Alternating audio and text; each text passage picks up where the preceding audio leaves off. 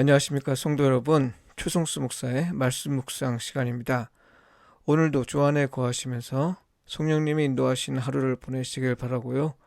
하나님과 이웃에게 참사랑으로 반응하며 사시길 축복하며 기도합니다.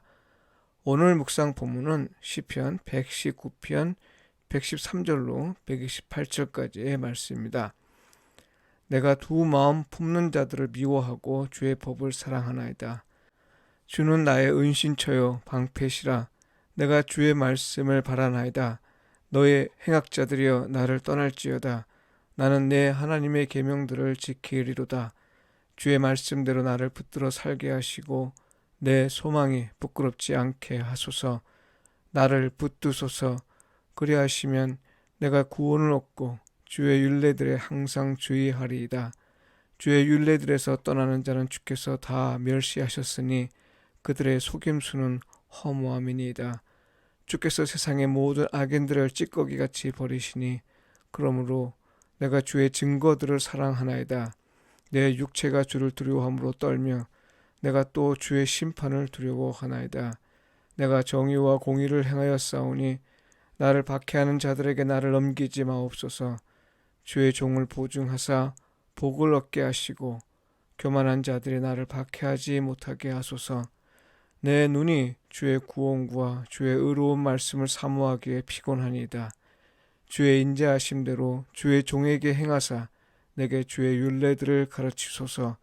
나는 주의 종이오니 나를 깨닫게 하사 주의 증거들을 알게 하소서.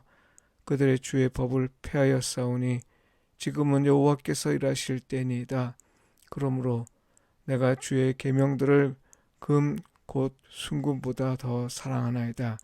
그러므로 내가 범사의 모든 주의 법도들을 바르게 여기고 모든 거짓 행위를 미워하나이다.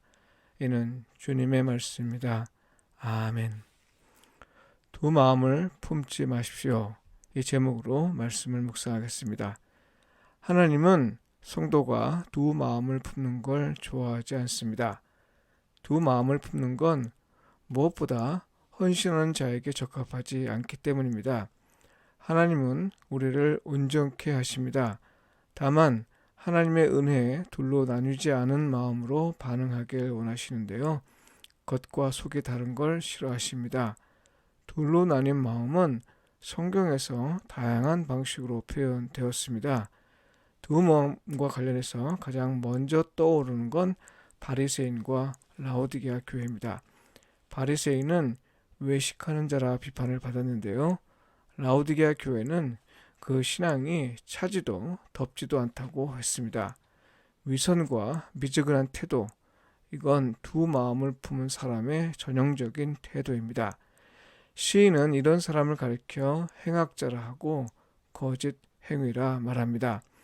에스겔 선지자는 하나님의 말씀에 순종하는 자와 불순종하는 자를 구분하면서 부드러운 마음과 굳은 마음을 말하고 있고요. 여기에 더해 오직 여호와만을 하나님으로 섬기는 태도를 말하면서 한 마음을 환기하였습니다. 이와 같은 맥락에서 호세아 선지자도 우상을 숭배하는 자를 말하면서 두 마음을 말합니다. 하나님을 믿는다고 하면서도 온전히 신뢰하지 못하는 자를 말하면서 야고보서는 두 마음을 품지 말 것을 경고합니다. 이처럼 성경이 경고하는 두 마음은 하나님과의 관계에서 순수하지 못한 걸 염두에 둔 겁니다. 두 마음을 품는 자는 하나님을 온전히 신뢰하지 못한 거고 우상을 숭배하는 거고 또 하나님의 말씀에 불순종하는 겁니다. 하나님께 온전히 헌신하지 않는 겁니다.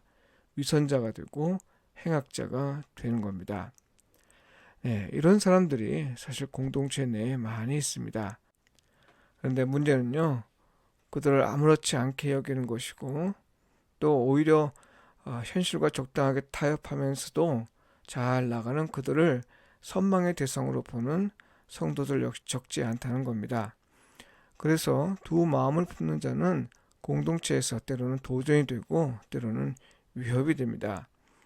그들은 자기가 원하는 방식으로 하나님을 섬기고 또 세상과 적당하게 타협하며 살기 때문입니다. 이런 삶을 살면서 잃기도 하겠지만요. 사실 얻는 것이 더 많습니다. 문제는요, 같은 하나님을 섬기는 것 같아도 실상은 그렇지 않으니 같은 교회에 있는 성도들이 헷갈리는 겁니다. 그들의 목사이거나 혹은 교회에서 장로나 권사나 안수 집사이고, 여기에 더해 그들이 하는 일이 잘 되는 데 비해 오히려 순수한 마음을 가진 목회자와 성도가 잘 나가지 못하면 두 마음을 품는 자의 삶은 교회 내에서 특히 도드라져 보입니다. 선망의 대상이 되기도 하고요. 이런 현실을 만나게 되면요, 확신이 없는 성도들은 헷갈리기 시작합니다. 그것이 옳은 건 아닌지, 굳이 이렇게 살아야 하는 건지, 두 마음을 품고도 별다른 문제 없이 잘 산다면 괜찮은 건 아닐까? 남들이 알아주지도 않는 이런 삶을 고집할 필요가 있을까? 이런 의문들이 쏟아집니다. 두 마음을 품은 사람들에게 문제가 발생한다면 누가 굳이 두 마음을 품으려 하겠습니까? 그렇지 않으니 같은 공동체에 있는 사람들에게 때로는 도전이 되고 때로는 위협이 되는 거죠. 그렇다면 두 마음을 어떻게 제거할 수 있을까요? 그런데 여러분, 시편의 저자에게 관건은 지금 두 마음을 제거하는 것이 아닙니다. 두 마음을 품는 자들과의 관계에서 자신을 지키는 일입니다. 왜 그래요? 두 마음을 제거하는 게 쉽지 않거든요. 이 일은 하나님의 일입니다. 또한 자기를 지키는 일도 자기의 의지와 노력을 통해 되는 일이 아닙니다. 왜냐하면요, 타락 후 인간은 하나님이 원하시는 일보다 자기가 원하는 일을 하는 걸 더 좋아하기 때문입니다. 타락한 인간이란 그런 존재입니다. 자기 뿌리를 잘라내지 않고는 해낼 수 없는 일입니다. 그래서 에스겔 선지자는 하나님이 새 영을 통해 새 마음을 주신다고 했습니다.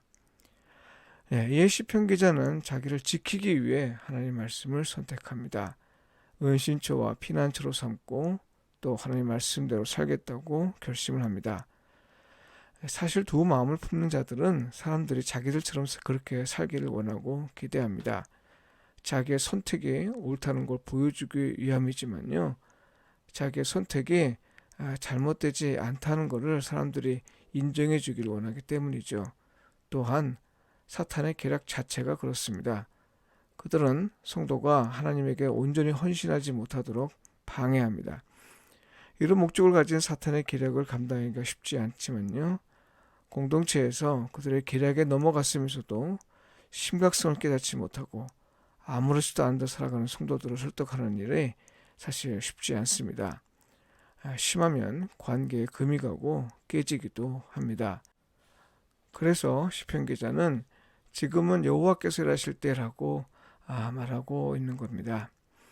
자기가 할 수 있는 게 많지 않음을 알았기 때문인 거죠. 두 마음을 품는 자들 앞에서 우리가 할 수 있는 유일한 일은 온전히 하나님만을 신뢰하는 겁니다. 어떤 어려움이 있어도요, 하나님의 말씀대로 살려고 할 때 그들은 두려워합니다. 왜 그래요? 유혹이 통하지 않음을 보기 때문이죠. 게다가 하나님이 말씀을 통해 직접 일하시기 때문입니다. 순종하는 자를 통해 하나님은 당신이 살아계시며 참 하나님이심을 보여주십니다. 비록 얼마간은 힘든 삶을 살아야 하고 또 넘어져 일어설 힘이 없을 때가 있어도요, 세상을 창조하신 하나님은 반드시 당신의 영광을 나타내실 것이고요, 또 당신의 백성들을 지켜주실 것입니다. 시인은 이것이 일어나길 기대하면서 단호하게 고백합니다. 그러므로 내가 주의 계명들을 금 곧 순금보다 더 사랑하나이다. 그러므로 내가 범사의 모든 죄의 법도들을 바르게 여기고 모든 거짓 행위를 미워하나이다. 기도드리겠습니다. 주님, 우리가 두 마음을 품지 않길 원합니다. 두 마음을 품는 자들이 세상의 부귀 영화를 누리며 산다 해도 현혹되지 않게 하시고 오직 우리 안에 계시는 성령님의 음성에 귀 기울이며 살게 하시고 주의 말씀을 나의 은신처와 피난처로 삼게 하소서. 예수님의 이름으로 기도합니다. 아멘.